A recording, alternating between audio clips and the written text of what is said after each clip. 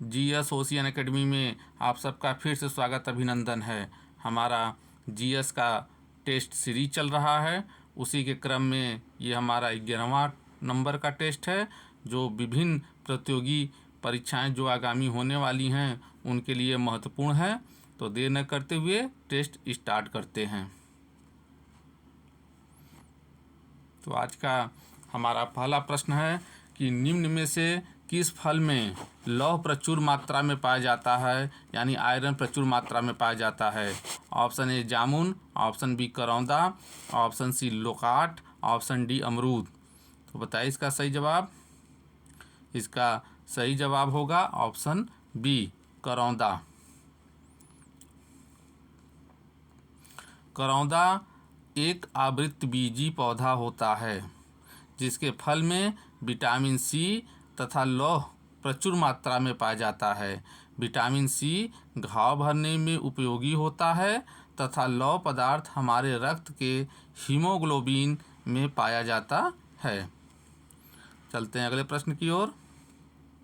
हमारा अगला प्रश्न है, निम्नलिखित कथनों में से कौन सा एक सही नहीं है।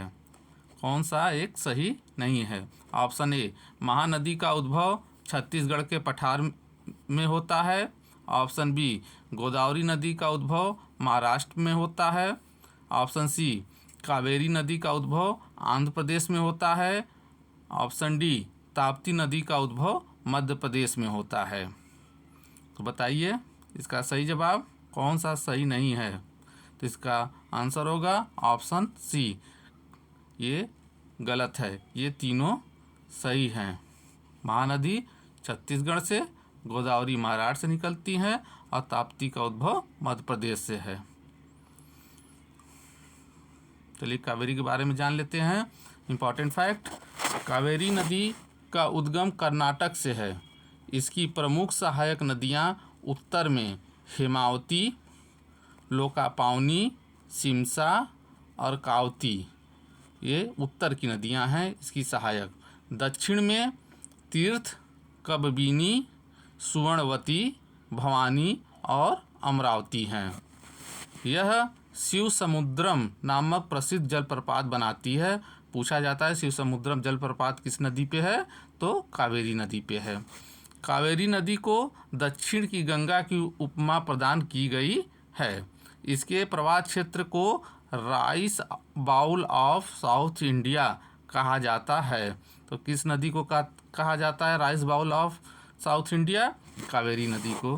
प्रायद्वीपीय भारत नदियों में कावेरी ही एक ऐसी नदी है जिसमें वर्ष भर जल का प्रवाह बना रहता है। तो इम्पोर्टेंट फैक्ट है, इसको याद रखे रहिएगा। चलते हैं अगले प्रश्न की ओर। हमारा तीसरा प्रश्न है कि निम्नलिखित में से कौन एक राज्य का नीति निर्देशक तत्व नहीं है। ऑप्शन ए मद्य निषेध, ऑप्शन बी गौ संरक्षण, ऑप्शन सी पर्यावरण संरक्षण, ऑप्शन डी 14 वर्ष की आयु तक के बच्चों को निःशुल्क शिक्षा।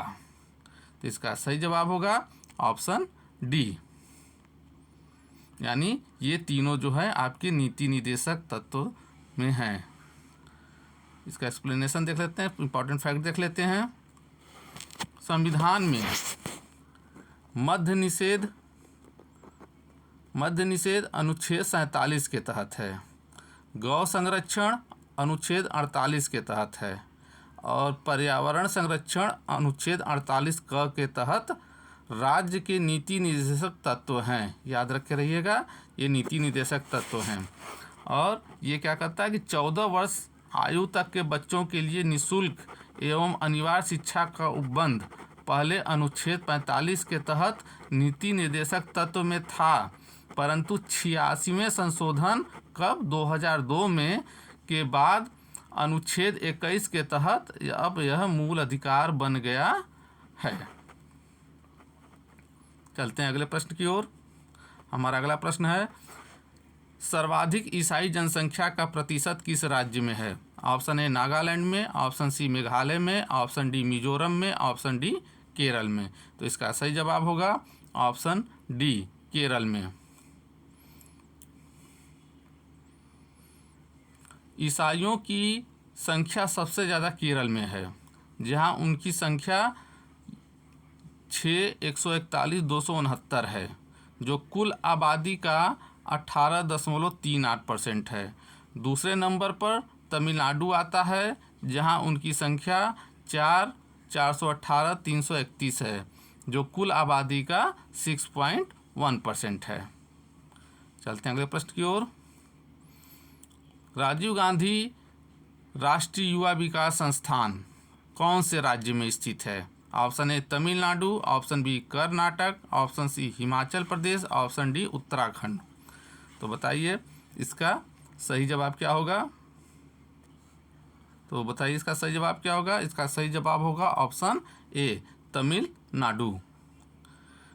इसका एक्सप्लेनेशन देख लेते हैं कि राजीव गांधी राष्ट्रीय युवा विकास संस्थान, जिसे आप कहते हैं RGNIYD, श्री पेरम्बदूर तमिलनाडु में स्थित है। चलते हैं अगले प्रश्न की ओर। भारत का क्षेत्रफल विश्व के क्षेत्रफल का कितने प्रतिशत है? बताइए कितने प्रतिशत है? ऑप्शन ए है 2.4%, ऑप्शन बी है 5.5%, ऑप्शन सी है 7.0%, ऑप्शन डी है 11%।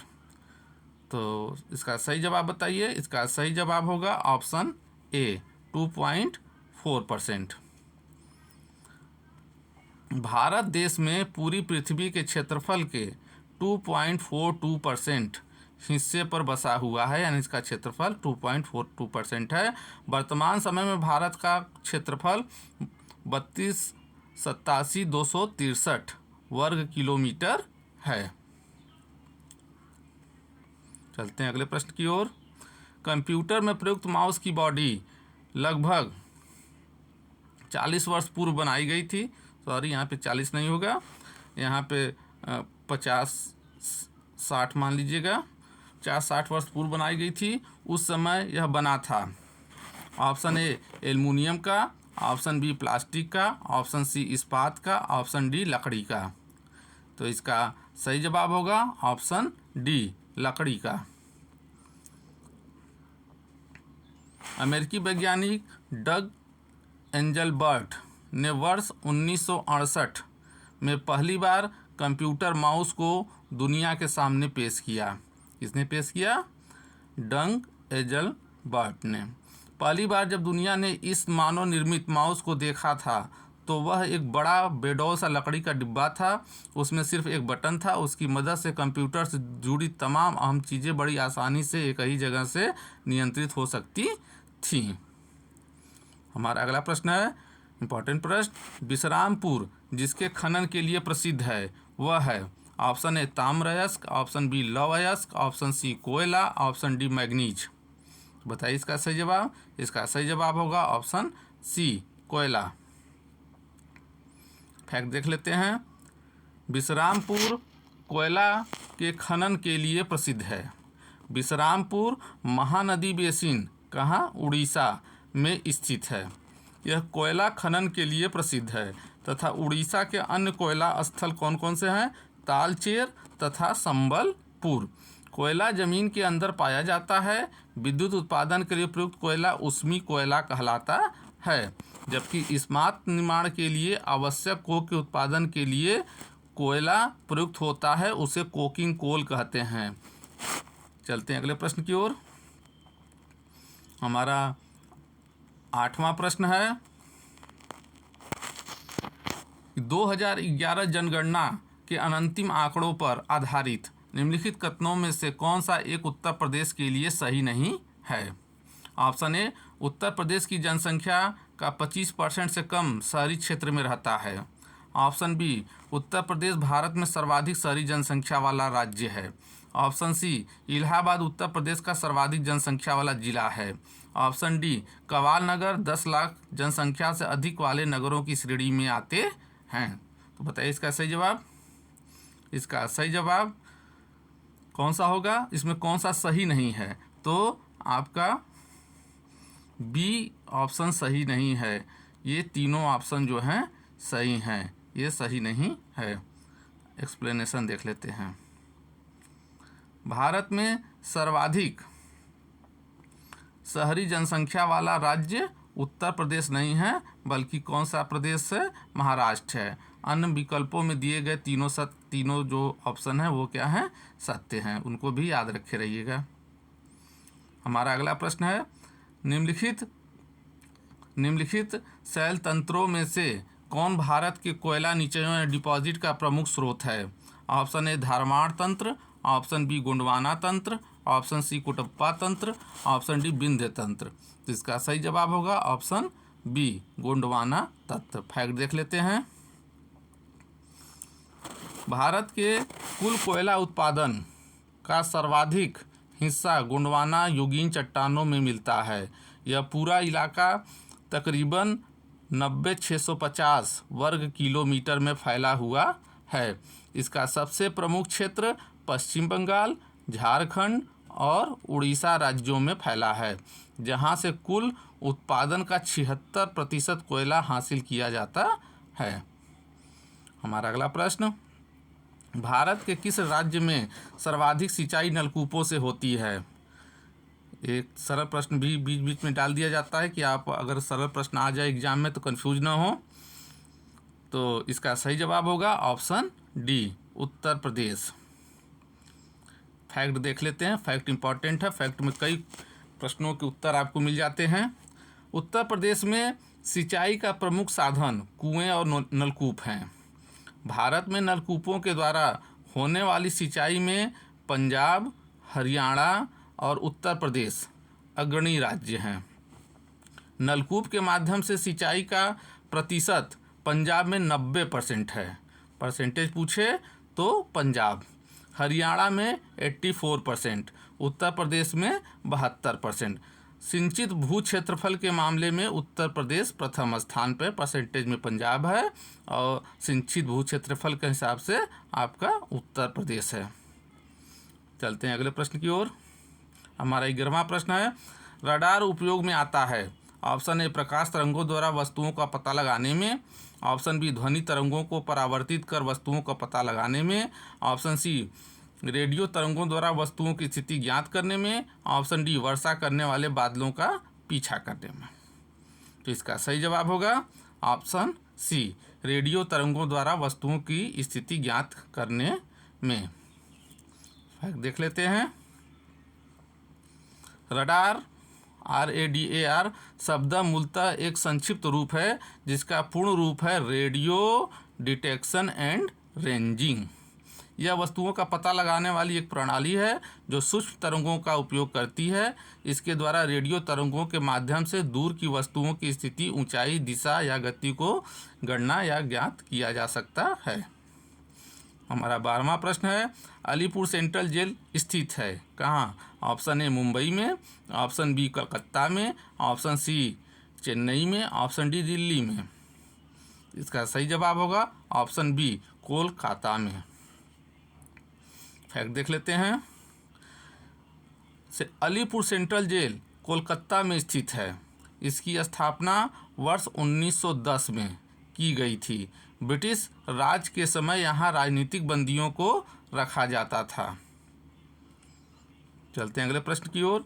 हमारा 13वां प्रश्न है, बॉम्बे, मद्रास और कलकत्ता में उच्च न्यायालयों की स्थापना कब हुई? Option A 1861, option B 1851, option C 1871, option D 1881। तो इसका सही जवाब होगा ऑप्शन ए 1861। अगर 1862 दिया रहता तब भी वो जवाब सही होता। फैक्ट देख लेते हैं। बॉम्बे, मद्रास और कलकत्ता उच्च न्यायालयों की स्थापना ब्रिटिश संसद द्वारा पारित 1861 ईस्वी के भारतीय उच्च न्यायालय अधिनियम के तहत 1862 ईस्वी में की गई थी। इस आधार पर निकटतम उत्तर विकल्प है, यानी 1861 है। 1861 दिया रहेगा तब भी वही लगाएंगे, 1862 दिया रहेगा तब भी आप 1862 लगाएंगे। हमारा 14वां प्रश्न, इनमें से कौन सा देश भारत के साथ सबसे लंबी स्थलीय सीमा बनाता है? Option A China, option B Pakistan, option C Bangladesh, option D Nepal. तो इसका सही जवाब होगा ऑप्शन सी बांग्लादेश। फैक्ट देख लेते हैं। फैक्ट बहुत इंपॉर्टेंट है। भारत के साथ सबसे लंबी स्थलीय सीमा बांग्लादेश कितना 4096 या 4097 किलोमीटर की है। इसके बाद चीन का है कितना 3488 किलोमीटर। इसके बाद पाकिस्तान है 3323 किलोमीटर। फिर इसके बाद नेपाल है 1751 किलोमीटर। फिर म्यांमार है 1643 किलोमीटर। फिर भूटान है 699 किलोमीटर। इसके बाद अफ़गानिस्तान है 106 किलोमीटर। यानी सबसे ज़्यादा लंबी स्थलीय सीमा जो है आपका बांग्लादेश का है और सबसे छोटी स्थलीय सीमा जो है आपके अफ़गानिस्तान की है। पहले नंबर पे बांग्लादेश है और दूसरे नंबर पे आपका चीन है और तीसरे नंबर पे आपका पाकिस्तान है। चलते हैं अगले प्रश्न की ओर। सिलिकोसिस एक है क्या है? ऑप्शन ए गुर्दा संबंधित बीमारी है, ऑप्शन बी यकृत संबंधित बीमारी है, ऑप्शन सी फेफड़ा संबंधित बीमारी है, ऑप्शन डी अव्यवस्थित तंत्रिका संबंधित बीमारी है। तो बताइए इसका सही जवाब। इसका सही जवाब होगा ऑप्शन सी फेफड़ा संबंधित बीमारी। सिलिकोसिस फेफड़ा संबंधित रोग है। धूल कणों में उपस्थित सिलिका श्वसन के द्वारा मनुष्य के फेफड़ों में पहुंच जाता है। सिलिका के नियमित रूप से फेफड़ों में पहुंचने से यह रोग हो जाता है। हमारा 16वां प्रश्न, निम्न में से किस नदी के तट पर गोरखपुर स्थित है? सरल प्रश्न है, बीच बीच में एक आध प्रश्न सरल डाल दिया जाता है कि जिससे आपको कंफ्यूज ना हो एग्जाम में। तो इसका सही जवाब होगा ऑप्शन सी। सरल प्रश्नों को ध्यान से देखा करिए क्योंकि इसी में गलती हो जाती है। हमारा 17वां प्रश्न है, भागीरथी एवं अलकनंदा नदियाँ मिलकर गंगा कहलाती हैं। ऑप्शन ए हरिद्वार से, ऑप्शन बी ऋषिकेश से, ऑप्शन सी देवप्रयाग से, ऑप्शन डी रुद्रप्रयाग से। तो इसका सही जवाब होगा ऑप्शन सी देवप्रयाग से। फैक्ट देख लेते हैं। गंगा नदी गंगोत्री से भागीरथी नाम से निकलती है।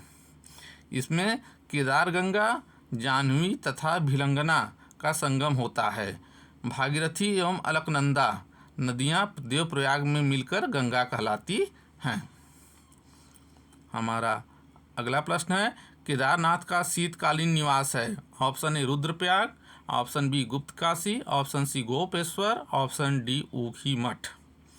तो इसका सही जवाब होगा ऑप्शन डी ऊखी मठ। एक्सप्लेनेशन देख लेते हैं, फैक्ट देख लेते हैं कि केदारनाथ का शीतकालीन निवास ऊखी मठ है। ऊखी मठ नागपुर परगना के काली फाट मल्ला में स्थित है, जो मंदाकिनी नदी के बाएं तट पर बसा है। यहीं पर उत्तराखंड का प्रसिद्ध ओंकारेश्वर मंदिर भी स्थित है। ये भी फैक्ट है, इसको भी याद रखिएगा ओंकारेश्वर मंदिर कहाँ पे। इसी के साथ ये टेस्ट समाप्त होता है। चैनल को प्लीज़ सब्सक्राइब कर लें और बेल आइकन प्रेस कर लें क्योंकि अगला टेस्ट मैं फिर ला रहा हूँ। धन्यवाद दोस्तों।